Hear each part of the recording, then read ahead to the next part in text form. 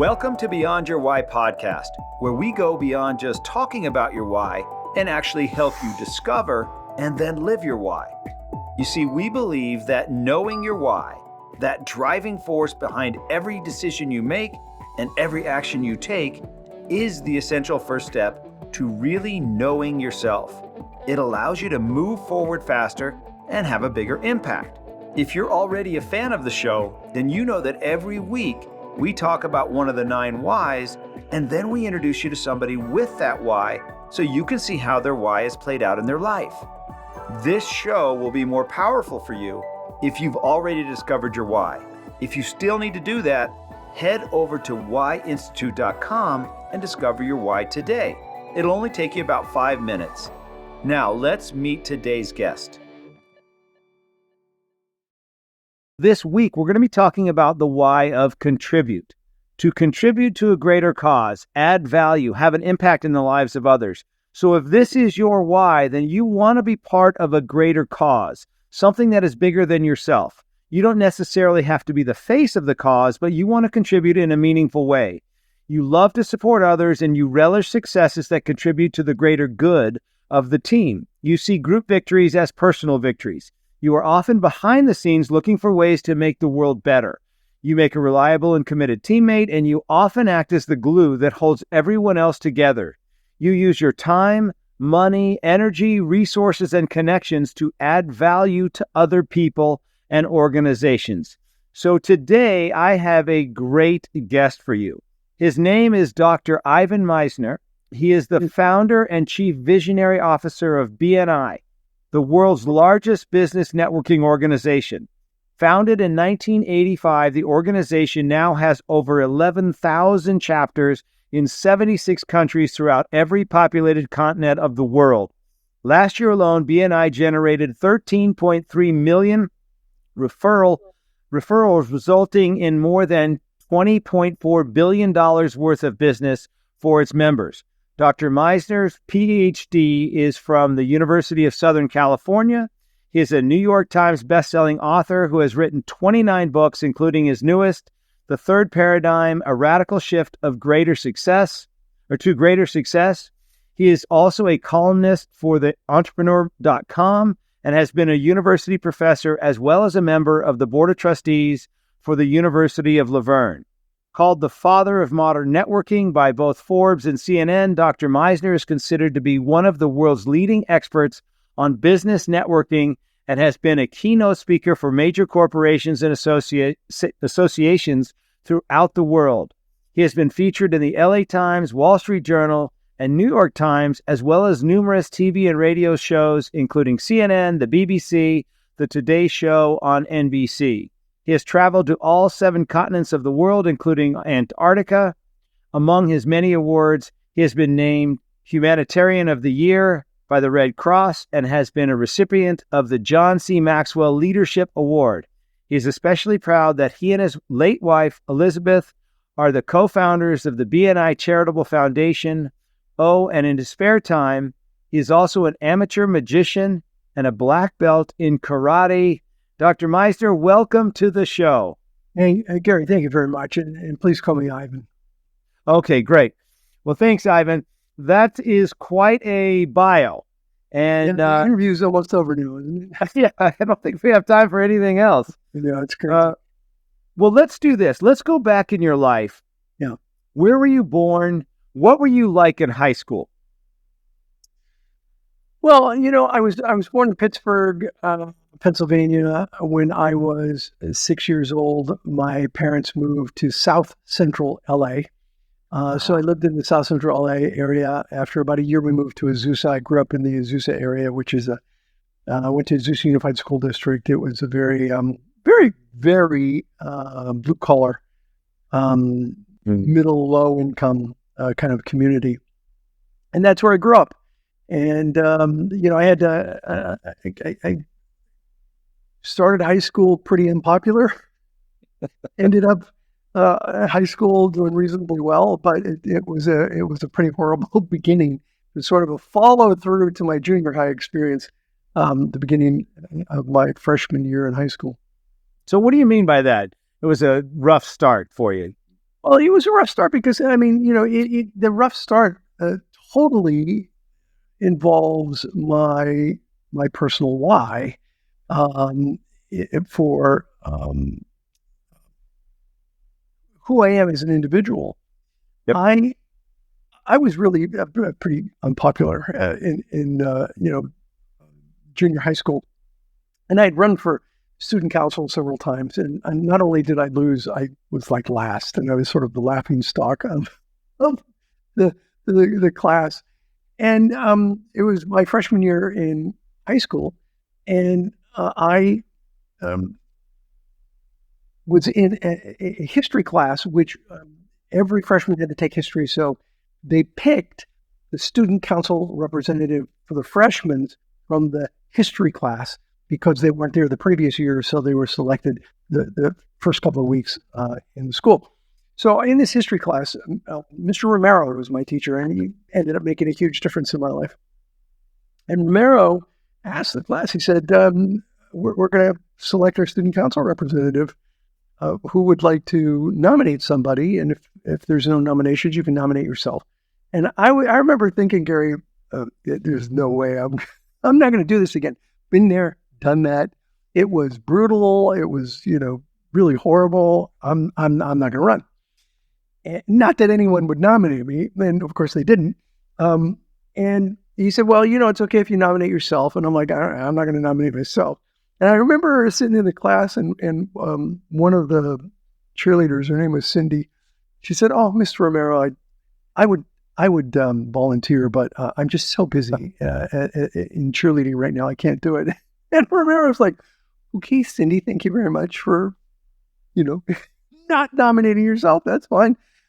Is there anybody?" And nobody, Gary, nobody volunteered, and nobody nominated anyone. So Romero says, all right, well, if nobody is nominated and nobody volunteers, then I can pick. Are you, as a class, are you okay if I pick someone? And they're like, yeah, pick anybody. We don't care. And he said, are you sure? And they're like, yeah, we don't care. Pick anybody. And so Romero looks around and he looks at me. And, I'd only known him for like a week and a half. And I have no idea why he did this. But he said, Ivan, I bet you'd like to be student council representative, wouldn't you? I was like, wow. Yeah, Mr. Romero, I would. I'd like to be student council representative. He said, okay, Ivan is the student council representative. Now, Gary, imagine the entire class at that moment, I'm not exaggerating, at that moment they go, oh, no, not Ivan. Anybody but Ivan. Even Cindy was like, oh, if you're going to pick Ivan, then I'll volunteer to be in it. And I remember sitting there thinking, I'm 13 years old. I'm 13 years old. And it's like, hey, you guys see me here, right? You're saying these things about me, and I'm right here. And when you're that age, you don't see your future, right? I didn't know that I would start a company that would be global, that I'd be a New York Times bestselling author, that I'd be a keynote speaker, that I'd run this business. You don't know any of that. And so it was, it hurt to the core, what they were saying about me. And Romero was firm. He was like, nope, you gave me permission and he's who I'm picking. Everyone open your book and turn to chapter 2. And that was it. And I remember thinking, I thought two things. First, I am not going to let this man down. He just picked me. I don't know why. I talked to him, a little bit later. It was like he thought I would be highly committed to it. And I don't know why he thought that. I didn't. I had 13. You don't ask, those kinds of deep questions. I should have. But he said he thought I would be interested, and I was. But the other thing was, I wanted to do this. This was my passion. I wanted to make a difference and to engage in this form of leadership with the students. And so I wanted to do the best job I possibly could. And Gary, that same class that said, oh, no, not Ivan, when it came time to vote for the sophomore student council representative, voted for me. That's overwhelming majority because of how I did the role. And I ended up in my senior year being ASB president. And so, here as a freshman, it was like, oh no, not Ivan. And as a senior, I was ASB president. And so I realized years later, and I've written a blog on this about Ivan's why. I realized years later that every business I've ever started was about giving someone an opportunity to be their best, giving them an opportunity to do something amazing. He didn't make me a great student council representative. He didn't make me a good student council representative. He gave me the chance. And I'd like to think I was. And in what I have created certainly with BNI, is I can't make you successful as a business person. I can give you the opportunity. I can give you the system. I can give you the structure. And you have to do the hard work to make it happen. And that was my why. And, I'm 67 years old and I'm still living that why many decades later. Wow. That's awesome. That's a great story. And, so you were the student body president when you graduated high school. Where did you go from there? Continue on your journey with us. Well, I was accepted to Occidental College with a 50% scholarship, but I came from a very poor family, so I couldn't afford the other 50%. So I had to turn down the scholarship to Occidental, and I went to community college. Okay. And had a great education at the Citrus College in Azusa. And then I went to Cal Poly Pomona for my bachelor's degree. And then I went to graduate school, and that's where I went in debt. Now, I had some scholarships, but I knew I'd go to graduate school. I mean, I just knew I would. And so I did my master's and doctorate at USC as a young man. And I'm really glad I did. It was a great experience. Just out of curiosity, when were you at USC? What years do you remember? Yeah, sure. I started in 79. Okay. And finished in 93. I did my master's in 2 years, but my doctorate took over 10 because, I started a business. I went through a divorce. I had a number of challenges that I had to deal with. But I got my doctoral degree in 1993 from the University of Southern California. And I was there from 84 to 88. So we were there roughly at the same time. Yeah. I don't know if you remember Warren Bennis. I remember the name. Yeah. Well, Warren Bennis was, in his day, the world's leading expert on the topic of leadership. And I studied under him at USC. He was the John Maxwell of his day. An amazing man, very brilliant. And he passed away about 5 years ago. But I didn't see him after I got my degree. I didn't see him for almost 10 years, but I ran into him at a lunch, and we reconnected and maintained that relationship until he passed away. Oh, that's great. Okay, so he's an amazing. Can I just tell you a real quick story? He's an amazing man. Yeah. He when I met him 10 years after I got my degree, he said, "You look really familiar." 'Cause he was just on my committee, right? I hadn't taken a course with him, but I studied under him in my committee, my doctoral committee. He said, "You look really familiar." And I said, "Yeah, Dr. Bennis, you were on my doctoral committee." He said, "Oh, was I mean to you?" That's what he asked. "Was I mean to you?" I'm like, "Well, you were pretty tough, Dr. Bennis." He said, "I hate sitting on doctoral committees." I said, "Really? Why?" He said, "Because you got to put these young people through their paces, and you got to make sure that they're qualified to receive a PhD from the University of Southern California. And you're got to be really tough on them. And that's not who I am. And I just hate sitting on doctoral committees." And that gave me a completely different perspective of who that man was. Oh, and we ended up becoming, I don't want to say friends, but associates. We spoke with some regularity. That's great. Okay, so you get your PhD, and then where do you go from there? Well, my PhD was on business development networks, like BNI. And it was really interesting because I had an associate of Dr. Bennis, Bert Nannis, was my chair. And he was brilliant. He asked me, what do you want to do your dissertation on, and I told him the topic, and he's like, yeah, tell me about that BNI thing that you've got going. And I tell him about BNI, and he said, yep, that's it. That's what you want to do your dissertation on. I'm like, no, I'm not prepared for that. I'm prepared to do this topic. And he said, yeah, I heard you talk about that topic. And you're knowledgeable. It's clear that you're knowledgeable on that topic. But I listened to you talk about BNI, and you lit up. And he said, I do not want another PhD ABD under me. And I'm like, what's that? He said, a PhD of a dissertation. And he said, if you do your dissertation on business development networks like BNI, how does a networking organization impact local communities financially? That was the idea. He said, if you do your dissertation on that topic, you're going to complete your dissertation. And so I said, okay, that's what I'll do. So I did my doctoral work on business development networks and how they can impact local communities financially.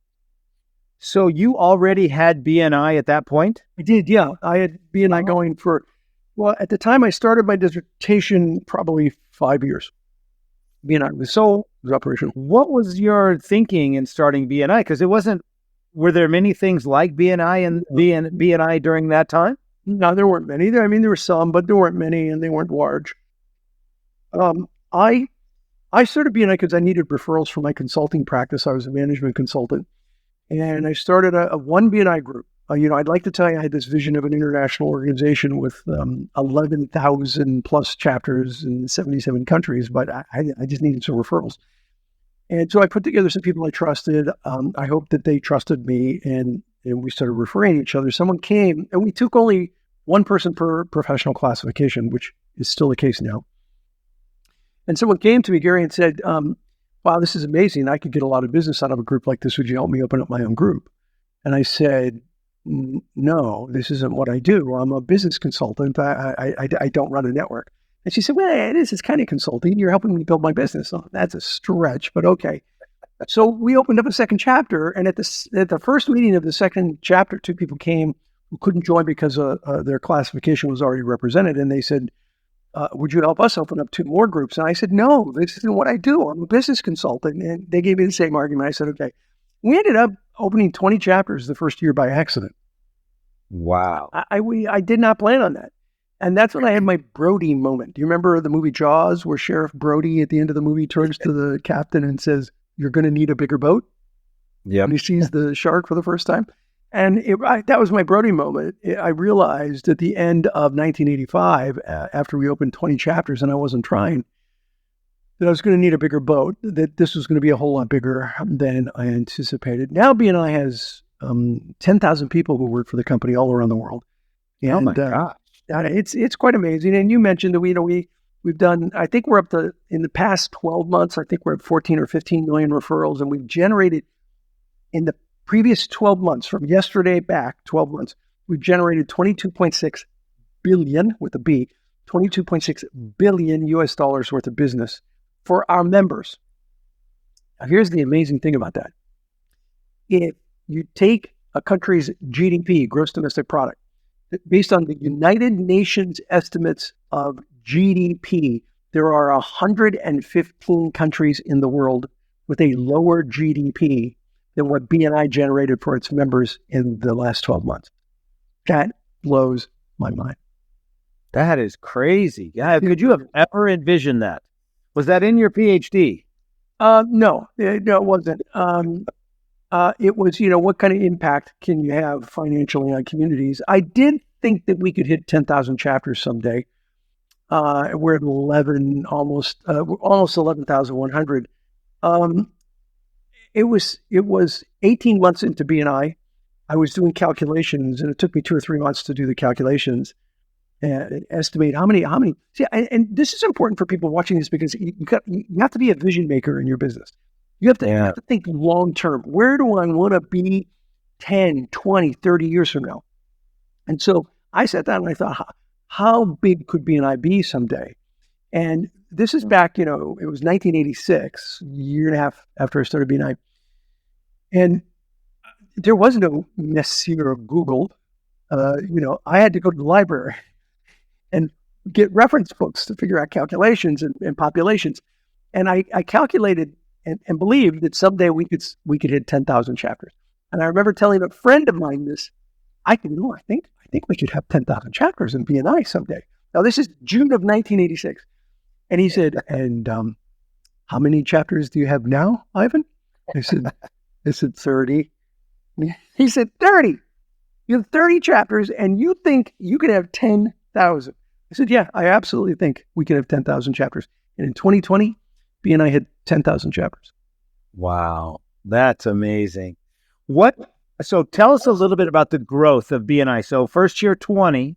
Yeah. Second year, kind of give us an idea of how quickly it went. Yeah, the first 3 years were pretty much, it was 2020 because I was creating systems and structures, and I created the organization with some problems. I didn't realize it was going to be a scalable business, and so the way I set it up was, a couple of stupid mistakes, and so I had to fix those things. By the fourth year, we were opening 40 chapters or more. Today, we're opening hundreds of chapters a year. Wow. And it's been through 2.5 years, and we've opened over 1,000 chapters. Give you a sense. Wow. So those of you listening, Ivan's why is to contribute to a greater cause, add value, have an impact in the lives of others. As you can see, he's done that his whole life. How he does that is by simplifying things, making them easier to do. And ultimately what he brings is the right way to get results, to make it predictable, consistent, be able to follow the structures. And that's pretty much what you just said there. That's what you did over those first 4 years is, hey, let's simplify this. Let's get the structure down. And now we write it down and teach people, because education is a leaky bucket process. If I teach you how to do something, some of the information leaks out. When you teach someone else, more information leaks out. And so you got to have everything written down so that the information doesn't leak out, and you have those systems and those processes in place that are replicable. What do you feel is has been the key to the success of BNI? Why? There's others. Why has yours been so incredibly successful?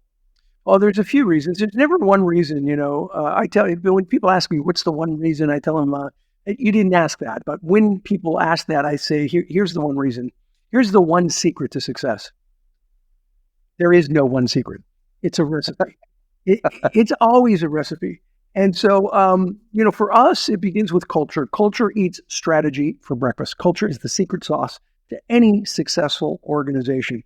And so from the beginning, I realized that the core values of the organization were critical, and that we had to establish core values, and that we had to consistently train on core values. Our principal core value is that of giver's gain, this idea that if I help you, you'll help me, and we'll all do better as a result of it. And so giver's gain was our principal core value. But we have 7 core values, and we really work hard to try and train those core values constantly. And here's the thing: if you're a business person, and if you don't know the core values of your business, and if you're not teaching the employees of your business the core values, they're going to create their own core values for your business, and you might not like them. And so it's very important that you be clear about what those core values are, why they are important to you and to the business, and then educate people on those core values consistently. So culture eats strategy for breakfast. It is the secret sauce to a successful organization, and the core values are the DNA of that secret sauce. And the second is the systems and processes. You have to have systems, you have to have processes, and you have to apply them. And they need to be as simple as possible. Entrepreneurs, feature creep is a big deal in any business. People just start adding stuff to something until it becomes so cumbersome it doesn't work. And one of the biggest challenges that we have had, and that most businesses have had as they age and grow, is people adding stuff to a good system. I've met Richard Branson on a number of occasions, and he has said to me, any idiot can make things complicated. It takes a brilliant business person to make things simple. And I could not agree more with that. And that's what and it's a journey, not a destination. You never get there. You're constantly working on keeping it simple. Man, you were speaking my language. My why is to find a better way and share it. How I do that is by making things clear. And ultimately, what I bring are simple solutions. So for me, it's got to be better, clear, and simple as well. So yeah, that is I'm right in line with you there. So the first one was culture, and the second one was systems. Systems and processes, I think those are key. And then I'll give you a third one. You want to be successful in business, you got to do 6 things 1,000 times, not 1,000 things 6 times. And most businesses do 1,000 things 6 times. And I keep this here because I talk about this a lot. Most business people are constantly chasing bright, shiny objects. There's this like, ooh, look at this. Try this idea. Oh, yeah, let's try that. And they bounce around from idea to idea. You want to be successful, do 6 things 1,000 times. It doesn't have to be 6. It could be 5. It could be 7. But you do a handful of things and you do it over and over and over again. And that's the way you achieve success. If I have any superpower as a business person, it is that I am a dog with a bone.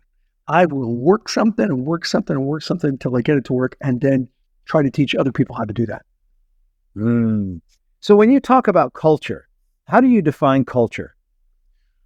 Well, culture is defined by your clients and what they perceive your organization to be like. And I think for BNI, it is generally defined by our principal core value of giver's gain. And to me, giver's gain is more than a phrase. It's a way of living one's life. It's a perspective to view and interact with the world. It's an attitude, not an expectation. And when it's applied properly, it'll change your life. And when it changes enough lives, it'll change the world. And that's the kind of culture that we have tried to create within the context of BNI. So how does that, there's probably not too many people that aren't familiar with BNI, but for the ones that aren't, how does that play out in BNI, giver's gain? What do you mean by that? Well, we meet, we have 11,000, almost 11,100 groups. We meet every single week, every week. Some groups meet in person. Many still have gone back to meeting in person. Some meet online. Some are hybrid. And what we try to teach people is that the process is relational, not transactional. Networking is more about farming than it is about hunting. It's about cultivating relationships with people. And so the way to do that, the best way to create a relationship is to help somebody. Think about some of the best friends that you've had. They've been there for you. They've helped you. Wow. They supported you and in some way. And that's what we recommend in a good network like BNI is you join, and first and foremost, before you want to give. It's better to put on an apron rather than a bib. It's not what you get first. It's about what you give first. You give, you help, you support. And when you build relationships with people, they're going to give back to you. And that's what giver's gain is about, is that you give and you help other people, and they're going to do the same for you because you've made a commitment to help them. And it seems like you'll create a really good tribe as well. Oh, yeah. That's the key, is building these relationships with people that you know, like, and trust. And, I've had many people say to me, I built friendships that'll last a lifetime. Past my retirement, there are people that will be part of my life. Wow. Yeah, it's pretty fascinating starting with, well, obviously you had to start with 1 and then to 20 and then to as far as you've taken this. What's the future going to be like for BNI, or is there a maximum? Is there any final destination as to how big you want to get it? Well, BNI would like to be in every entrepreneurial nation in the world. If it's a country that has an entrepreneurial culture, we would definitely like to be there. In some countries, giver's gain has some completely different perspective. It's like, pay me off and I'll help you out. Those are not countries that we're planning on going into anytime soon. But we would like to be in every single entrepreneurial nation in the world. And I think we could easily have 30,000 chapters, not 10,000. No, new vision. I think we could have 1 million members in BNI easily. Really? Yeah, we presently at 312,000 members worldwide. Wow. And so if for somebody who's not as familiar with BNI, it's a networking group where people go and help each other. The types of people that are in BNI, how would you characterize the types of people they would be meeting in their groups? Well, if you're selling a product or a service to individuals, or if you're selling products and services to businesses, it's probably a good fit for BNI. I mean, I've seen every kind of business you can imagine, lawyers and printers and chiropractors and accountants, but also unusual professions like, commercial light bulb salesman and a pet shipper, if you could believe that. Somebody who ships pets commercially. So, I mean, just about any business that wants to operate based on referrals can do very well in BNI. What has been the best part for you in seeing this grow, in being part of it? What have you seen as being the best part for you? For me personally? Yeah. Well, I mean, there's a couple of things. One is for me, it's very humbling to go to an international convention for BNI, where we get literally thousands of members and directors from around the world. They show up and we have flags of all the countries represented at that convention. And it's like going to a United Nations meeting where all the countries actually like each other. And it's just an incredible experience to observe and to be part of. I think the second thing is, I've been doing this almost 39 years now. That's a long time. And I kind of have gone from being King Arthur leading the charge to being Colonel Sanders being spokesperson for the organization. So I love the role that I have evolved into. And for those who are listening, I think the lesson there is, work towards working at your flame and not your wax. If you can find your flame is when you're on fire, you're excited, you love what you're doing. People can see it in the way you behave, they hear it in your voice. When you're working in your wax, it takes all your energy away. People can see that in the way you behave. They can hear that in your voice. And if you can strive over time to be working mostly in your flame, you're going to love what you're doing and you're going to be living your why. And I think I live my why, probably 95% of my time now because of the role I've evolved to. What you've chosen, one of the ways that we talk about that is when what you do is in line with why you do what you do, you'll have passion for what you do. Exactly. Right. And passion is that fuel that gives you the energy to pursue your dreams. Yeah. Nothing great in life has ever been done without a little bit of passion. Yeah, exactly. So let's talk about that for a minute. I know you've written about this as far as the power and the value and the need to discover your why. What's your thoughts on that? I think a lot of people don't really give much thought to it until somebody has a conversation with them or they come to a podcast like yours where they start thinking about their why. When people understand their own personal why, it kind of is a light bulb moment, I think, for people. It's like, wow, okay, I kind of understand. You understand who you are a little bit better. When I figured out my why, I kind of had a better sense of who I was, even though I remembered that story about Mr. Romero and I knew it was powerful to me. It wasn't until, a couple decades ago that I realized that ended up being my why. And it's a light bulb moment for people. And I would urge people to really think about what their why is, because it sort of frames who they are as a person. If we were to go back in time to your middle school now and think and I don't know if you can, but to think in terms of what was going on in your head, one of the things that I got out of that story was what happened to you when you got to contribute to others, and then what was going on with you when you really weren't able to give to others because you weren't given the authority or put into that position. And what was that like to not be able to contribute? Well, I mean, look, Yeah, when you're called a loser a lot by a Yeah. lot of people, it doesn't feel good. I think I had enough personal self-worth to know that that wasn't true, but it still hurts your attitude about life, and it's certainly about people. So I think, if you go back to junior high, that was kind of in many ways a challenging time for me. But I always believed in myself, even when other people didn't believe in me. And I think that's really important. That people have to believe in themselves. If I were to ask your mother way back then or your father what you Yeah. were like, would they have said you were somebody that always wanted to help, always wanted to, you were ready to contribute in any way that you could? Or what would they have said about you? Well, I could tell you what my mother said, which is kind of in a different direction. And I could tell you this because she gave me this paperweight when I was 13. I'm 67. She gave me this paperweight. It's on my desk to this day.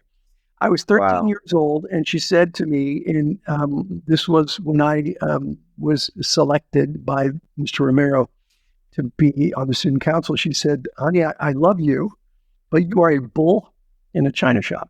You just knock people over. You have got to learn how to work with people." And the paperweight says, "Diplomacy is the art of letting someone else have your way." I'll repeat that. Diplomacy is the art of letting someone else have your way.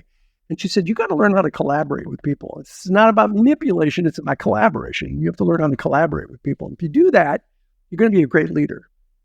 And that was great advice from my mother. I mean, great enough that it sits on my desk. Many decades later, it still sits on my desk. My dad was, whatever people skills I have, I got from my mother. Whatever work ethic I got from my father. My father was a very, very hardworking man, and I certainly got that work ethic from him. I also got a really funny recommendation from him. I don't think he meant that it's funny, but years later, it's funny. He could fix anything. My dad was great with his hands. He could fix absolutely anything. Blue collar worker, amazing with his hands. He called me out to the garage once. I think I was 17. And he put his hands on my shoulder, and he said, "Son, you better go to college because you're never going to make a living with your hands." And I'm like, "Good advice, Dad. Thank you very much." And it was good advice, and it was true. I was never going to make a decent living with my hands. So I went to college. Well, that leads us to our last question, and you might have already answered it, but let's see. What's the best piece of advice you've ever given, or the best piece of advice you've ever been given?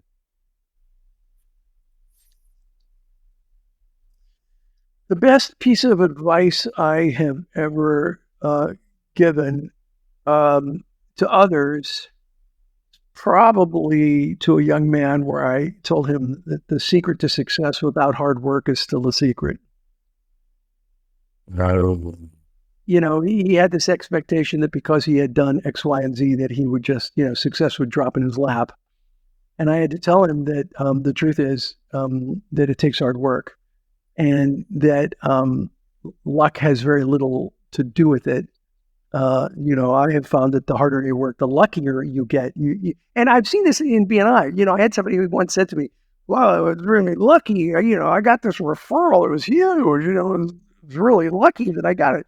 I'm like, "Really? It was lucky?" He said, "Yeah, it was just incredible luck." Like, how many years have you been in BNI? He said, 3 years. And I said, "And how many meetings are there a year?" He said, "About 50. I said, so you've gone to 150 meetings and you're saying that's luck?" And he said, "Maybe it's not." I'm like, "No, it's not luck.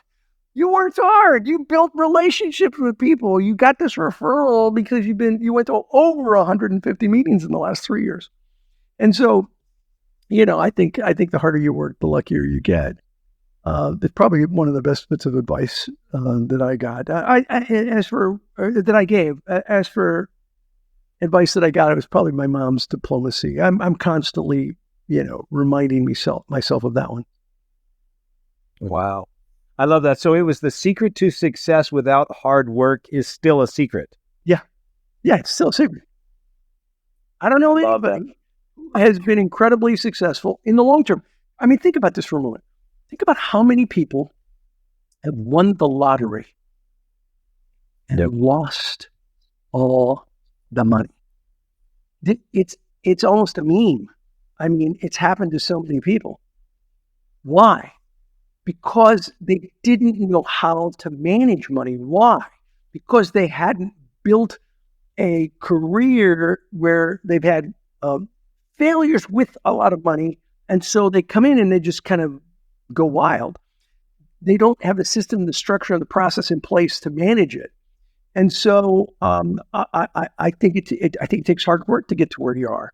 And if it's just given to you, the chances of you losing it are way higher than you taking the time to earn it and learn about it. I think failure is your tuition for success. I love that. And having failures teaches you the value of success. And I think a lot of people don't get that. They don't stick to it probably long enough to work through the failure. No, they don't. And they have a failure and they give up. It's like, I give up. It's not working for me. Geez, I've had so many failures. I paid so much tuition. A lot of tuition. I have enough tuition that, several people could retire. All right. What was your biggest failure that turned into a success? Oh, well, it's almost like you set me up for that question because I literally have just come out with a book on that topic. No way. Yeah, I have. And so a blatant promotion. This is the book. It's called The Third Paradigm, a radical shift to greater success. It talks in there about my biggest failure. It turned into a success. And it was by far my biggest failure. I almost filed bankruptcy over it. But here's the secret, okay? This is just between us. Just okay. That's between us, Gary. You, me, and whoever's listening to this or watching this podcast. The story that I tell in there is about an online platform it's a true story being developed by a guy named Richard. What we don't say in the book anywhere, including at the end, is that Richard's my middle name. The story's about me. But we didn't want to say that in the book because we wanted people to read the story and really immerse themselves in the story without thinking, oh, this is just about one of the authors. But I'm Richard. And the story is how I started a project completely based on competition. The third paradigm is about competition, cooperation, co-creation. First, second, third paradigm. I started the project with competition, moved to cooperation, and ended successfully with the project through co-creation. We surveyed 4,200 people for the book. And so I love having the story interwoven, but we also had the data that says, here's what makes co-creation work based on 4,000 surveys with people. And so it's an interesting combination of both hard data, our philosophy, and a true story. So say those three again. The first sediment, the paradigm, I was trying to write down. Yeah, and I didn't get the third one. The first paradigm is competition. Competition. That really came about in the business world in the late 1800s, early 1900s with Frederick Taylor, the Galbraiths, the Gants, Max Weber, where they're talking about productivity and putting the other guy out of business. It's all about productivity and competition. The second paradigm was about cooperation. And that was in the late 50s, early 60s with people like McGregor, who talked about theory X, theory Y, and how people were important. And we talked about Warren Bennis earlier. Bennis told me he worked with McGregor in the 60s, and that McGregor would constantly get bomb threats at the university because theory Y, people being important, was communist. And I mean, today we look at that and go like, what, seriously? Like people are your most important resource. But back in the 60s, early 60s, that was new age. And so cooperation is the second paradigm. The third paradigm is co creating something together. And the best known example of that is crowdsourcing. Crowdsourcing is the best known example of co-creation, but there are others, and we talk about them in the book, and we talk about what it takes to create a co-creative environment within a business. I love that. What's your feeling on and I don't know if this is a question you even want to answer, but I've had a lot of conversations recently with some of the Gen Z, and, they have just such a different thinking that some of this might not even resonate with them. The whole thing about hard work, in our definition of hard work.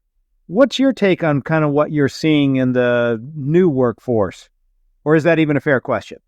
It's a completely fair question. I want to see if I can remember the quote that I'm thinking of.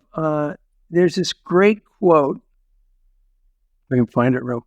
Yeah, the children now love comfort. They don't have social skills. They have bad manners, contempt for authority. They show disrespect for their elders, and they love talking in place of exercise. Do you know who wrote that? Socrates. Yeah. Okay. Socrates. So look, every generation has got their differences. Certainly, my generation growing up in the 60s and 70s, my elders thought the world was falling apart with the love children in the 60s and 70s. So every generation, the previous generation shakes their head, and that's been going on since Socrates, probably before Socrates. So I'm not worried about the upcoming generation. They'll figure it out. They certainly aren't going to make it any worse than we did, I don't think. We've made our mistakes. I think they'll be okay. And certainly when it comes to networking, because that's the big deal with me, and people are saying, well, the new generation, they don't know how to network. I'm like, that's not true. That's not true. We didn't know how to network. When I started BNI, we were clueless how to network. You know how we thought networking was? Hi, Gary, my name's Ivan. Here's my cards. We should do business. It was very transactional. We didn't know how to network. I method acted my way through the process of learning how to network effectively, and it was all about relationships. So I don't think the new generation has it much worse. In a way, they have a huge advantage in that they know how to network online. They know how to do that, and they know how to do that really well. We didn't have that, and so we don't know how to do that as well. So yeah, they have a weakness maybe in person, but so did I when I was in my 20s and 30s. So I have faith in them. They're going to do okay. They'll figure it out, right? We had to figure it out. They'll figure it out, and I think that there's content today that exists that didn't exist 40 years ago that will help us figure it out. I love that.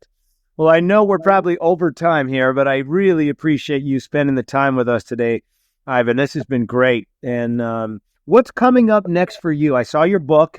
Feel free to plug that again if you want, and where people can get that, and how they, if they want to learn more about it, where should they go? Well, the Third Paradigm is available at bookstores, and it's available on Amazon. The subtitle is A Radical Shift to Greater Success. And of course, people can go to bni.com if they're interested in information on BNI. And I have a blog. You can have a link. There'll be a link to my book up on the blog. I have a blog. It's ivanmisner.com.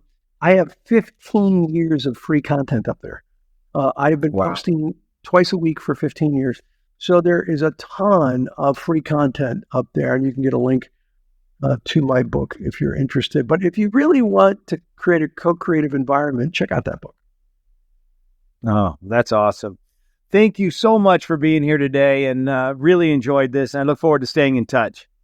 My pleasure, Gary. Thank you. I appreciate you having me on. I really hope you enjoyed today's episode, and that through today's guest, you heard how important it is to know your why and how impactful it can be in your life and the lives of those around you. Be sure to head over to whyinstitute.com and discover your why today. Remember, The more you know about yourself, the more you'll know about others. I'm Dr. Gary Sanchez, and I'll see you on the next episode.